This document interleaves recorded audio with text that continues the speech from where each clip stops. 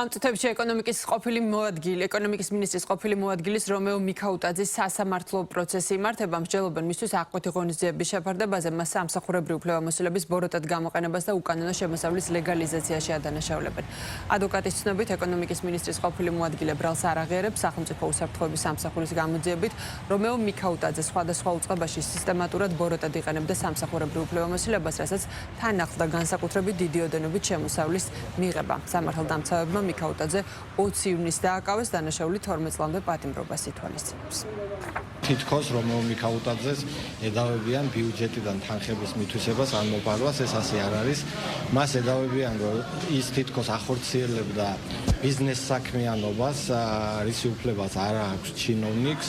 თუმცა, რა თქმა უნდა, ამ ნაწილშიც არ ვეთანხმებით ბრალდებას, რადგან ის საქმიანობა, რაშიც მას ედება ბრალი, არ წარმოადგენს სამეწარმეო საქმიანობას საერთოდ. ბრალდება არ აკონკრეტებს კონკრეტულად რაში გამოიხატებოდა მის მიერ გავლენის გამოყენება, არ აკონკრეტებს იმას, თუ ვინ არიან ის პირები, რომლებსაც თითქოს ის მიმართავდა ამა თუ იმ საკითხის გადასაჭრელად, არ აკონკრეტებს ასევე იმას, თუ რა სარგებელი მიიღო იმ კომპანიამ, რომლის სასარგებლოდაც თითქოს ის ახორციელებდა ამ უფლებამოსილების თავისუფლებამოსილებას იყენებდა ბოროტად.